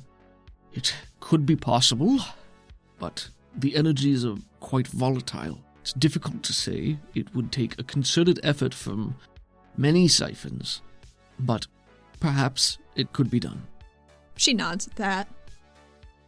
She's having a hard time looking at him because she knows she did a big old bad thing, and she loves him. Sure. So she doesn't want to put him in pain, but she also doesn't want to beef it. Understandable. I'm going to roll a thing for Roth, and I'm going to roll a thing for Darius. Okay. Ooh, blew up a 10. 4. Ooh, blew up a 10. Into a 4. No shit. What? What does that mean, Pickle? Is it a stalemate? I don't believe him. You're lying, Darius. I know you're keeping something hidden. Darius's jaw clenches a little bit, and he looks from you to Roth for the first time. It's more of a fleeting glance. Mm-hmm. I don't know what can be done. I don't know that I'll be able to do anything before you have to go. Not even if you head over there right now. I will try. I mean, we're going to be wandering tunnels for quite a few hours, I would assume. So, you have time. He nods to you, straightens up a little bit, looks to Roth. Well, may I go and help? Roth just turns and starts walking back out of the chamber. Athena does give him a very quick hug. I'm sorry. I know you couldn't save those people before, but you can save all of these people right now. I can't do this alone. He hugs you back with that same sort of desperate passion. I only want to save you. There are some things that cannot be undone. I hope this is not one of them. Me too. Don't trust Cyril. I don't think you do. But no, I do not. She whispers as she hugs him in the last couple seconds. I saw where it got hurt. It's so tired. He pulls back and is just looking at you now with tired, pained, gaunt eyes. I cannot do what you ask, and you do not know what is happening here. Okay. Tell Mom and Dad I love them. Gives him a kiss on the cheek, and walks away. I hope I get the chance to.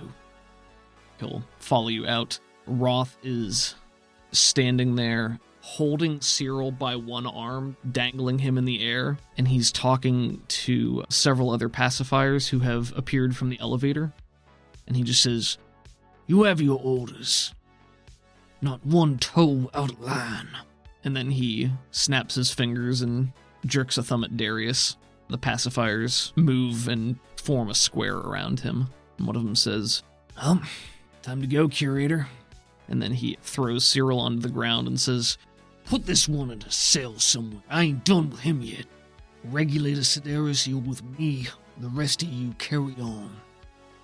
The shot is behind Roth as he stomps back towards the elevator, and the room around him darkens as he walks, tail slithering along the ground behind him as we watch his armor melt over him, and the scene refocuses back to the tunnel.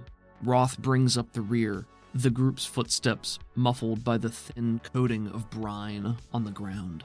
The only other sound we hear are measured breaths taken through the filtration system of their helmets and the occasional drip of water that is too heavy to cling to the ceiling anymore. Athena creeps behind Nemo, and she just feels her arm ache. Every time she has to use Big Corey since her arm was cut off, it causes her some amount of pain under her bandages because her natural Corey circuit was disrupted, I think, by how the wound was cauterized closed, and the excess energy just tingles in place with no course to carry through. As you continue through this tunnel network, the noises become less faint, growing louder and louder. Every bend you take, the noise crispens in your ears, and the voices become more distinct. At this point, you can tell that they are panicked. There seems to be one voice carrying above the others, but they're all shouting maybe commands or orders or something to that effect. You still can't make it out. It's Roth who says, "We're wasting time." We don't know who they are yet. Athena wants to listen for another second, see what that main voice over everyone else sounds like, if they're familiar, if it sounds like Zeev. If you are going to pause here to listen, go ahead and make me a notice roll. And I'll say, for concrete information, is going to be at a -4. Okay. Damn. What'd you get? 7. 7 minus 4 is 3. Yeah. Ooh, that's close. Close. I'll say, you could tell it doesn't sound like Zeev. Okay. Tuka, can you go get a look? Really quick. Yeah, I'm on. She hunkers down behind Nemo, waiting, gritting her teeth. You see Tuka disappear around the bend. She's gone for probably a solid minute. You hear Tuka's voice echoing in your mind. It's a bunch of survivors. We gotta go now. They drop all stealthy pretenses. They just run. Dark shapes in the dark tunnel. As you exit the mouth of the cave, you enter into a comparatively large cavern. 100 yards or 100 meters long, so like the size of a football field. The ceiling of the cavern is at least 50 feet above you. There are more Corey crystals here. So it's a little easier to see. It's a little easier to see. There's some dim light all around. You can see on the right side of the cavern, from where you're coming, there is a decent-sized group of humanoids. A lot of them are against the wall or collapsed or slumped. A semicircle stands separate from the bulk of the group, maybe 6 to 8 individuals forming a makeshift wall to block the 24 or so behind them, and are actively engaged in combat. They're fighting against a sizable horde of crustacean-like creatures. Behind the group on the right, you can see yet another tunnel. A thick wall of fog hangs just inside the entrance, separating this cavern from the next expanse. To your left, where all the creatures are bounding from, is a dark open maw of a tunnel. There is no fog here. The creatures leaping like a pod of dolphins across the cavern towards the group of survivors are vaguely frog-shaped, with an extra set of pincers for grabbing. They're craggy crustaceans with armored shell-like skin and bulbous eyes on thick stalks on top of their heads. And you note that all of their eyes are glowing a piercing yellow in the darkness. Among the wall of survivors, you see several Karnak and Yara smashing the creatures to pieces with their natural weaponry, and several others in shaded silhouettes casting energy against the oncoming tide of beasts. One figure standing in the middle of the line is launching objects at high velocity, smashing into the shells of the creatures as they approach. Every object they hurl is rimmed with a dull yellow-red glow. Standing just behind the line, you can barely make out the form of a Yara hoisting themselves into the air using their back legs, barking orders to the others. Athena says to Nemo, "Can you toss me?" Where do you want to go? Crabs. Without even waiting for more confirmation, you feel the coils of his hand wrap around your midsection. He steps forward ahead of the group, does a turning discus, and just throws you into the air where you had indicated. She wants to turn her bracer into a large lightning rod that upon landing she's going to jam into the ground and use it to focus the blast on these crabs. But not the civilians, because she's very specifically said crabs. Are you trying to go more into the middle of all of these crabs? Yeah. And you can definitely do that. You will need to spend PowerPoint to not hit yourself if you're centering the blast on yourself. That's not a problem. But yeah, go ahead and roll me that attack. I would love to. Oh, wow, that's so bad. To cast? Yeah. What'd you get? A 1 and a 2. Oh no. This has gotta work or she's gonna die. So... that's my last Benny. Oh no, is it? Yeah. I didn't have a lot saved up this time because it's been so frantic. That's true. Here we go again. Oh god, it doesn't work. Oh no. Athena, you spiral through the air. Your bracer turns into a solid lightning rod, which you slam down into the ground. Instead of burying it into the ground, you actually crack the shell of one of these creatures, and it lodges in there as you're trying to run the electricity through it. And it just diffuses it. Yeah, I think that's dramatically appropriate. Oh, fuck. So she's just on this crab now? They're not huge. They're probably the size of a large dog, each of them individually. Okay. But you're now in the middle of a swarm of these large dog frog crabs. Would have been so cool if it worked. Yeah. I would like to give Athena a Benny for literally having herself thrown into the middle of this melee. Well, she wants to start conserving her power points because this isn't necessarily a swarm, and there are individual things she can start just cracking skulls with, so I think she's going to be a melee girl for this, so she needs to get there quick. Sure. The hope was with an opener that would be inspiring for the survivors. Okay. But was not. Well, it was inspiring for me to see how badly it went. Yep. Which is why I'm giving you a Benny. But you know what? No one else knows it went really badly. That's true. They just saw you dive into the middle. The electricity sparks and sizzles into that one creature, and most of the tide just pushes past you, but the ones that are still coming from your left do bear down on you. And I think that means they're just going to get a free strike at you. Sounds right. I'm going to use this group attack. They get a wild die for a group attack. 1 and a 3. Bad. I'm going to spend my GM Benny here to try to... 2 and a 2? What? So, what's your parry? Parry is 5. Okay, because you don't have your shield up right now. Yeah. All right, so you crush this one crab, and several more surge forward and are just leaping at you and trying to pin you down with their clamping pincers. How do you escape their grasp?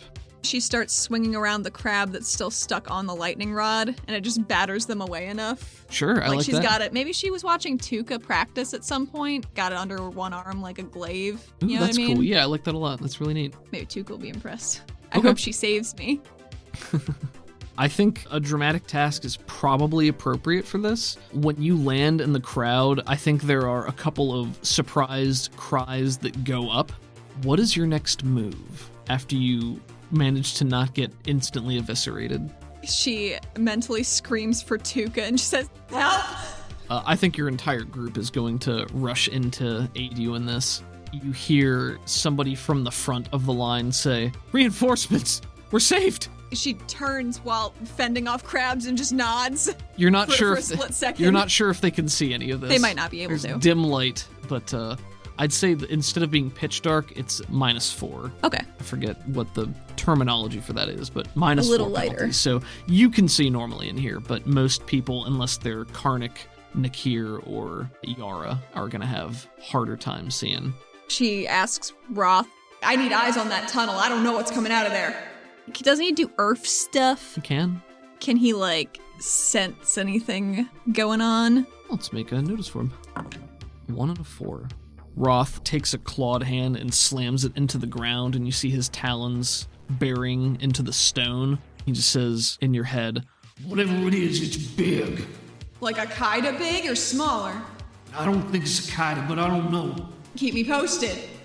so what's your next move? Hopefully Nemo shows up and just runs into this crowd of crabs. Let's just make this a dramatic task where it's going to be opposed successes. So That sounds right. A quick encounter. quick encounter, yeah. I'm going to ask for 3 separate rolls from your team. You can decide who's rolling what, and then I will contest that with Krabs. Okay. I want Nemo, since he's at the front of the line, I assume he would be there first, to just bowl into them with shields and flinging arms. So it sounds like a fighting to me. Probably fighting. Okay. Go ahead and roll fighting. I'm going to give him a +2 to this because Nemo has the sweep edge. Oh, cool. So Nemo has 2 things. His arrow augmentation increases his reach by 1. Okay, so that's the extendo arms. So that's his extendo arms. Cool. And then he also has the sweep edge, which means you can make 1 fighting attack against all enemies within your range, and you make 1 roll. So he can That's just kind cool. of whoosh. So go What ahead. am I rolling? Fighting +2. I don't know what his fighting is. Oh, right. That's what you That's meant. what I was asking. I'll say he's got a D10 because this is what he does professionally. He doesn't have any special arcane backgrounds or anything. All he does is smash things. I hope he's good at it. He's 4. 4 good at it. Oh, no. Blew up an 8 into a 1, so I got a 9. Oh, that's bad, huh? Yep. I don't know if I'm gonna do better than that. He only has 1 Benny, right? Yeah.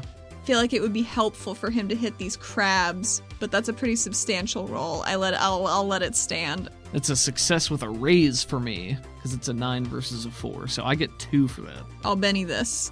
Hope he doesn't have to soak Sure. right now. Come on, buddy. It's the exact same roll. Oh boy, okay. Nemo, having just thrown you into the crowd, barrels forward, shields akimbo, spinning in every direction, slapping away these crabs. But the price is that he wades in next to you and starts getting swarmed by them as well. So he's bashing them back, but they're just covering him. What next? I would love for Tuca to help Okay. by stealth attacking from wherever she's kind of see-through. Got a lot of weaponry. I don't know how fast she can swing it, That's but I know fair. she can berserk. It's a quick encounter, so we don't really take combat stuff as directly there. I'm going to say because Tuca is attacking from stealth, instead of having it be an opposed skill roll, I would like for her to roll me a fighting. Let's see how she does. Would you like to roll her fighting with your new With Tuca my new dice? Tuca dice, sure. You're going to make this my fault, aren't you? Well, really, it'll be your fault because you commissioned these for me true. for Tuca. 5. I'll let that stay against the target of 4. She's coming from stealth.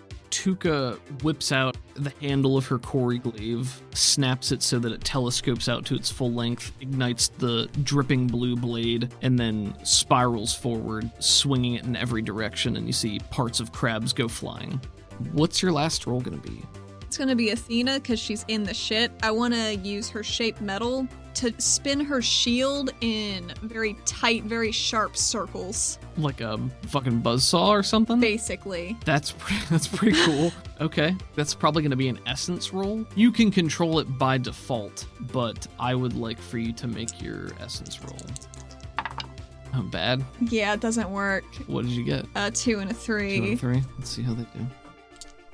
They got a 4, so they got a success. Puts them a net total of 2 successes above you. So here's the thing. I think it works. It just means that Takes a little longer to get going. it takes longer or there's a price to pay here. So this means that you guys are all going to take a wound.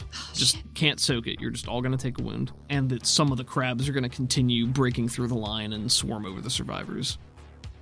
Athena, as you and your compatriots wade into this mass and begin to push back, providing relief to the surviving line, the rumbling that was in the distance grows and builds until its undeniable approach has come. Oh boy. The ground beneath you trembles, and you can feel something about to emerge. Is there anything that you would like to do in this final moment? Where's Pavi? Pavi is in the process of moving from the tunnel that you guys exited from and going over towards the survivors. I'd like Athena to shape some earth and make a wall between the survivors and the direction of the vibration to block them from sight. Okay. This is more of an abstraction, which I'm cool with. So you're using your shape metal power, like from your superpowers, right? Yeah. Okay. But with my wizard. That's why it's a bit more of an abstraction, because those aren't really meant to work together, generally speaking. before you've had me roll for activation to see if it would work. Yeah, I think what I'm going to do is I'm going to say that in order to use Wizard with this superpower, you have to roll your normal shaped metal thing, like whatever we called it before you had the superpower. I'm going to make you activate that as a power and pay the Wizard cost, and then we can roll it over to your superpower for the time being. Okay. Go ahead and do that. Just because that's a pretty powerful abstraction. 6. 6 is a success, so I'll let you do that. And then under the matter control power, one of the things you can do is called barrier. If used as a cage or barrier, the material has a toughness of 10 plus an additional point per additional level of matter control, which doesn't apply here. It doesn't matter if the barrier is made of glass or feathers or stone, its toughness is a reflection of the controller's power with it rather than material strength. 6.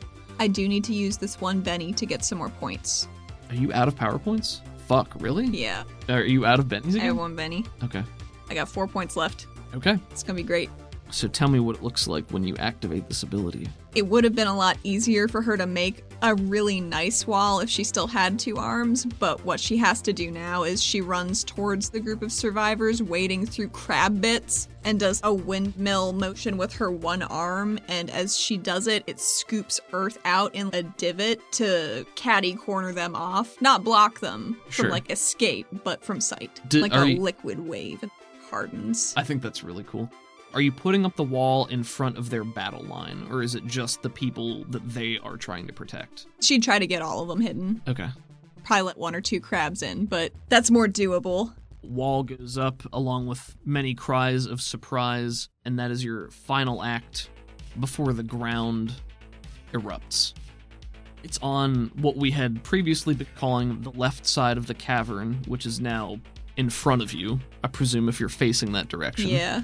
There is no pause in the tide of these frog crabs. Do you want to make a roll to see if you know what these are called? Sure. Common knowledge? Sure. Common knowledge, -2. No. Okay, never mind. Athena does not know what these are. She just looks at them and ugh. There's an explosion of rock shrapnel that flies up and out in every direction, accompanied by a cloud of dust. Several of the small crab frogs go flying through the air, smashing off of the walls around the cavern as a dark shape emerges from the depths of the tunnels. Oh, what fresh hell is this? It's a huge oblong body, 2 great clawed paws in the front, a snout that blooms into a mass of writhing tentacles that lash in the air and focus in the direction of warm bodies. Its skin looks like a gray-brown carapace, almost opaque. Thousands of great spines protrude from all sides of its body, some rigid and some moving with pliability and pulling it forward and up out of the hole. Its mouth is a circular orifice lined with chiseled rectangular teeth, and it makes a screeching, skittering noise as it appears. Tentacles flail and fan out into your general direction as though it's sniffing the air. From behind the fan of nose tentacles, you can see what were probably 2 beady black eyes, but are now glowing a bright yellow. Athena has a dumb and only thought, which is, being a Cassian's really dangerous. It's the only thought her dumbass can formulate. You can go ahead and take a Benny for your moment of obvious insight. She just doesn't think about it too much, because she's doing a different dangerous job every day. It's true. Okay, I'm gonna say that's initiative. I'm gonna take it from Dramatic Task Town. Athena, 6 of spades. Your buddies, 4 of diamonds. Big old monster, 6 of clubs. I go first? Well, I'm not done drawing. No, but before it. Yes. Thank God. Survivors, 9 of clubs. Crabs, jack of spades. I'm going to treat crabs as a unit like I have in the past. Wounds dealt to the crab unit will be dealt like that. They are going to start with 1 wound, just the way you guys are, Okay. based on how the rolls had gone leading up to this. Crabs go first. They are going to move towards and attack the survivors more, springing over the rock wall that you've created, They or do the hoppers. scuttling around it, perhaps. Will the wall slow them down at all? Probably, but some of them are already against the wall, basically, Right. so... I just didn't know if eventually it would help in some way. Oh, it'll help. Don't worry.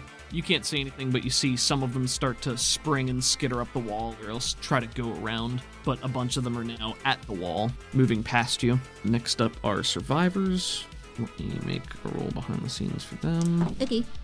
Okay.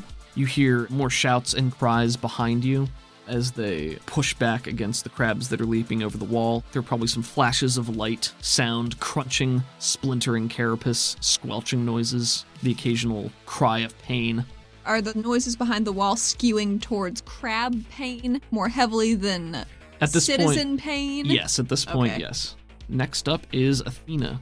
You have the 6 of spades. Spades goes before clubs. Cool. She's gonna do her best and try to skewer this thing. Size-wise, I will tell you, out of character, this is a size 5 creature. Oh my gosh. Which means it is a large creature, so it's one category bigger than you. There is a differential of 2 for the scale modifier, which means you get a +2 when you're trying to affect it, and it gets a -2 when it's trying to affect you. Okay. Size-wise, it's about the size of a white rhino. Damn. So it's a big, beefy thing, but it's not like a kaiju or anything like that. Or like a hippopotamus. A big hippopotamus. Like a double-sized hippopotamus. Jesus Christ. Its nose tentacles waving in the air, turning its head, passing it over the room, making this high-pitched keening noise. Okay. Athena is going to start running towards it with her shield up in front of her. She's gonna try and shear off one of the stalactites on the roof and make a called shot for its head. Oh, that's fucking cool. Okay. Because it's got the force of the fall. Yeah. It's rock. And she can manipulate it with D10 or D12 strength. Damn, that's cool. What did you get on your roll to activate? It was a 6, so it would be a That's right. D10. So D10 strength. Actually, could I do it as not a called shot? Because I just did some math in my head. Sure. Okay, so not as a called shot, just to the mass. Okay, so you're just trying to pull a stalactite from the ceiling? Yeah. I feel like this would probably fall under an abstraction of the shape ability using matter control. You already have a thing and you're just trying to break it off. Mm-hmm. So roll me strength with your D10 strength, and I'll see how well this goes. Ooh, that's bad. How bad? 2 and a 1 bad. Oh, geez. Okay. So I guess I need to spend a Benny, huh? Probably. Yeah. 11 minus, well, that's plus, so that's 13 minus 1 wound is 12. I was looking more for a strength to break the stalactite Oh. off and bring it down, Gotcha. but I'm fine with that. So stalactite will go down. Go ahead and roll. Every 10 feet of something falling is a D6 plus 1. Yep, 1d6 plus 1 fall damage. I really like this attack. This is Yeah? a cool attack. So Thank you. I'll say that your very high roll to break it off will count as a hit with a raise. I'm counting it as a ranged attack because the thing is so fucking big. Okay. Aw, damn, then I can't use my adventure card. Oh no. Oh no. That's what I was doing it for. Maybe I'll. What's your adventure card? It's Deadly Blow. Okay. Play to double the damage total of a successful melee attack. I was saving it for Zeev, but this might be even cooler. Okay. But if it's a ranged attack, I respect that, and I'll save this. I'll count it for that. I think it's appropriate because you're kind of guiding it too, right? You have control over it. She's kind of thinking of it as a pointy shield right now. I'm fine with that. I think that's cool. Let's do it. The text is, ooh, that'll leave a mark. And what does it do again? Play to double the damage total of a successful melee attack. Damn, okay. Well, definitely would have gotten hit with a raise on its parry because of the size modifier of +2. Would you roll a 12? 12. That would be a hit with a raise. So use your strength of the D10 for what you broke it off with. I'll use a D6 as the weapon damage of the object, a D6 for the raise, and then the creature itself isn't falling to take the falling damage. So I'm going to say add 2d6 plus 2 for the fall damage of the thing onto it. Okay, so I need you to remember the extra +2. That's But fine. I am rolling 5 dice, so many more than usual. Yeah. So listen, she is scared shitless right yeah, now. absolutely. This is completely a fear response. She would not be a good Cassian. 8, 10, 15 plus 2, 17. So Doubled that's is 34. doubled is 34 damage. Do you want to use a Benny to re-roll your damage roll? Do you have any Bennies I left? have one Benny, but I don't want to die, so I'm gonna keep Fair. that. Okay, so 34. All right, let me see here. Let's see how that goes. That'll be 6 wounds on this thing. Holy shit. That would one-shot it. So I feel obligated to try to soak You at least a should. little bit for dramatic purposes. Is that your GM Benny? I think I already spent my GM Benny earlier, but this thing's a wild card. Oh, okay. Spoiler alert, it's a wild card, and it has a D10 vigor. So here we go. Crit fail. Oh, yes! Double ones on How's the vigor. it feel? Dead. That's how it feels. Holy shit. Okay. Good thing this monster didn't have any cool abilities it could use or anything like that. Just to be clear, I'm cool with that, because that means Athena gets to live to fight another day. Because it would have eaten her with its tombstone teeth. Bad things could have happened. And I can worry about you dying in the next fight. God damn If it. there is a fight. Whew, well, I didn't even have to reroll that damage. This is a very Indiana Jones moment. We just pull out a gun and pull out a stalactite and fucking skewer it. You know what? She's got to have one of those eventually, Yeah, right? no, I have like I it. ever one-shot a thing before that wasn't like a mook? I don't think you've one-shot anything. You've gotten some big rolls on stuff before.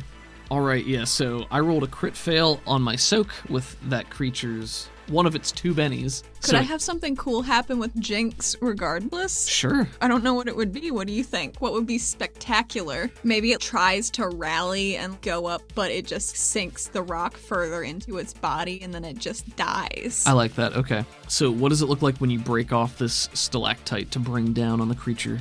Athena does a lot of moves when she's fighting that are circular based. She doesn't have a lot of mass, so she has to do momentum to get the force, unlike Nemo, who appears to just be a brick shit house who's also very fast. We see her almost, what's that, like discus throwers? Do they take a hop before they throw it? What am I thinking of? Shot put? Maybe I'm thinking about shot put. So combining a shot put and discus motion where she does a final hop and her arm shears in a circle and it knocks one of the stalactites off the ceiling and it falls in an arc that's far more devastating than she ever could have hoped.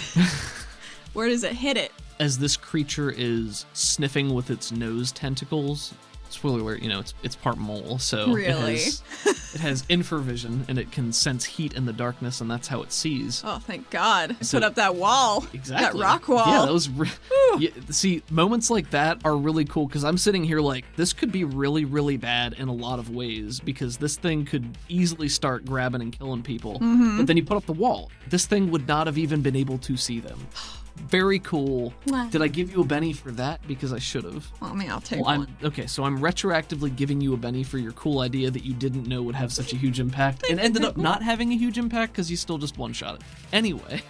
Well, I feel pretty good about that. So this thing's sniffing around, trying to find creatures with its nose tentacles, and it fixates on you because you are the sole heat in front of it as Nemo's off to the side, and it starts pulling itself towards you with its sea urchin tendril legs. The bulk of its body is an oblong oval, like a sea urchin, and it's got a front with its mole face and its mole hands, and it pushes itself up onto its haunches. It's about to bear down on you, and it starts going, and that's when the stalactite comes down and pierces through its head. You can see there is a flare in the yellow light as its eyes try to refocus on you.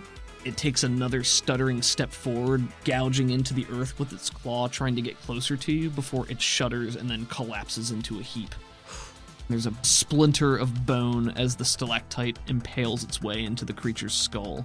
Then a wash of red gore that begins to spill out into the cavern. At the last possible second, she puts up her shield to block most of the viscera from the initial entry, but quickly puts it back down because she doesn't want to be caught off guard. Very nice. What do you want your buddies to do? I would like Nemo to keep fighting the crabs. What am I rolling? D10 fighting, and he's got reach. He can hit everyone in his range with one fighting attack, which thematically doesn't really do anything in an abstract type situation like this, but Okay, he got an 11 with his wound factored in. okay, cool. That'll definitely hit with a raise. Wonderful. His strength is a D10. He's hitting with a shield, which is a D4. So D10 plus D4 plus D6 for the raise. 14. 14, damn, okay. That's another wound on these things. Nemo, several feet off to your left, you see him hunkered down on himself, throw both of his shield arms outward in a wide arc, and does almost a pirouette turn as he goes. The shield smashes through a line of the crabs, tossing them back as you hear their shells crack and splinter. So cool. It creates a definite gap in the tide that is coming towards you. That's good. Dang, what a round. What a round. Savage Worlds, baby. Athena, Queen of Hearts. Woo. Buddies, 6 of Diamonds. Survivors, Jack of Diamonds. Crabs, 8 of Diamonds. So, Athena, you are up again. Athena's just gonna run back towards the crabs. She got it. Sure. That's all. She took care of that thing. Yeah. She's feeling really good. So how are you going after the crabs? Can she do a ground pound stomp and make stalagmites come up to skewer some from below? Sure. Go ahead and roll your essence as an attack. I'm going to treat it as a melee attack. So it'll be against their parry. 7. Parry 6, that'll hit, but no raise. Use your D10 and then D6 for the improvised weapon. 10. Toughness is D8, which would be 6, but they have a point of armor, so that'll deal 1 more wound because they're already shaken. Nice. So what does it look like when you do this? She has to be utilizing the momentum from running towards the big mole anemone, and she pivots to just funnel it right back the other way she came from. She's advancing on the group, and she jumps with a stomp like Magnitude Magnificent does. And the spikes go up almost like the back of a hedgehog from the ground, skewering crabs and bouncing some off. But I think there are some that are like shish kebabbed pretty well. Very cool. You get quite a few of them, and you notice that there is now a distinctly smaller number of them in this cavern than there were moments ago. If she has a choice, she's targeting ones that are closer to the wall she made, so the survivors can continue to survive. Sure, makes sense.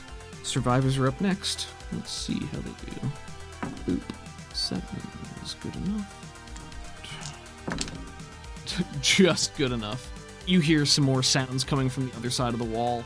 More cracking shells, more skittering screeches, more cries of triumph. You look over to see the rest of your team, Pavi holding her own right at the edge of the wall, having snapped out her tonfa blades, Tuka still wading through them with her Corey halberd. Nice.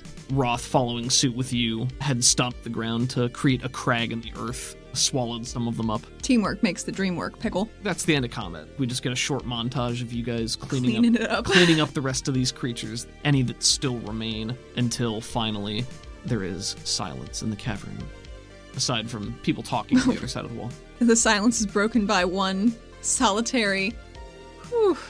In the immediate aftermath of this battle, there is a figure that pulls themselves up onto the lip of the wall that you had created, the wall of stone and earth, illuminated in the dim light of the Corey crystals in the cavern. Pulling herself up on top of the wall with her green vine-like legs is Naveen Roja, still dressed in her casual wear from Feastival hours ago, torn and bloodied and dirtied, exhausted. In the dim light, we get a shot from Athena's point of view. If you're standing by the base of the wall looking up at her, we just see her looking down at you, the soft green glow of her eyes, and a weary expression on her face. You note that she has some sort of growth near her temples that stretch into her hair, and there's a soft yellow-green glow, sort of like veins, and there is this web that stretches from those temples like a veil over the top of her hair that's holding her hair down a little bit with that same faint yellow-green glow.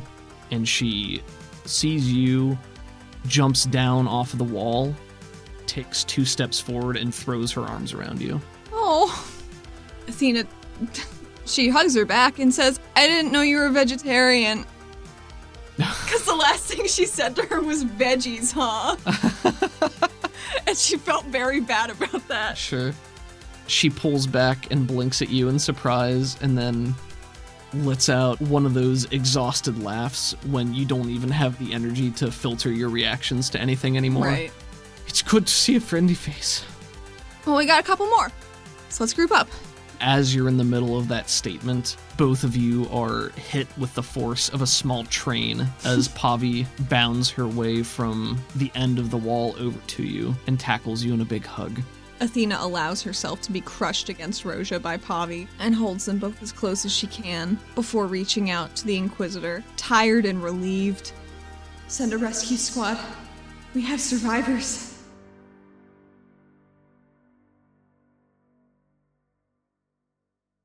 Athena finally got one win. Just the one win. Well, just the one win, and there's no wins for forever. Yeah, that went surprisingly well for her. Do you know what kind of music I'm putting on this one? Is it Crockett and Waveshaper? It is. Tell me more. I'd love to. Crockett you can find at Crockett80s on Twitter and crockett.bandcamp.com. And Waveshaper is at Waveshaper_SWE on Twitter and Waveshaper1.bandcamp.com. Savage Worlds is owned by the Pinnacle Entertainment Group. And you can find them and their products at peginc.com. You can come and join our community of Discord patrons if you're so inclined. We got a nice little group, nice little cozy fun times buddy group. Get more people join all the time. It's really great. And we love meeting you guys and talking to you and answering questions and palling around and having a good time. What are some of our most popular chat channels that have erupted over the last month or two? I like Food. Food's a good one. Meme Town is an up-and-comer. I like Show Me Your Pets. Show Me Your Pets. And you can find us at patreon.com/RPG for you and me. I would like to thank two very special patrons. Do you know who they are? My gut and my heart tells me that it's Michael and it's Chase. Well, one of them is Michael and the other's it's Chase, but Chase. So thank you guys. Thanks to both of you guys. Thank you so much for being here with us and supporting us. It means a lot. And we're excited for more stuff to come in the future. Stay tuned for the action-packed maybe series finale? Season finale, that's what I meant, sorry.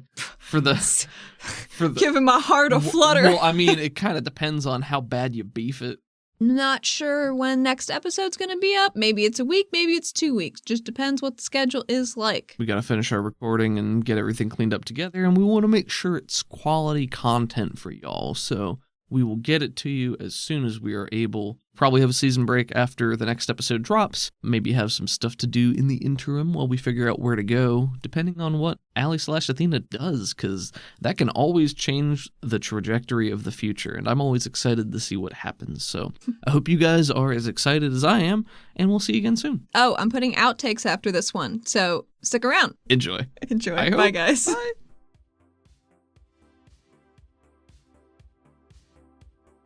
I'm just trying to think of like a physical representation of a thing that could exist in the scene, but I'm blanking right now, so I'm not going to worry about it. Starts carving an apple. It's so cool. He eats it right off the knife. Athena has an idle fantasy about bringing a fan down to the tunnels to just blow away all the fog.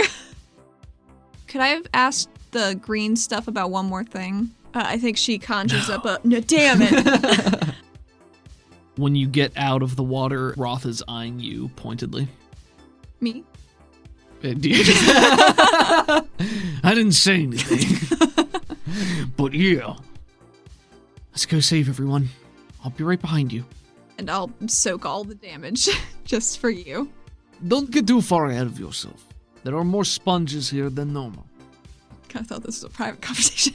This is not a big barge. You should speak more quietly. Nemo gets his shields up and says, There are the bugs. One of them picks you up and flies away. Well, damn it, I already said they're flightless. Fuck.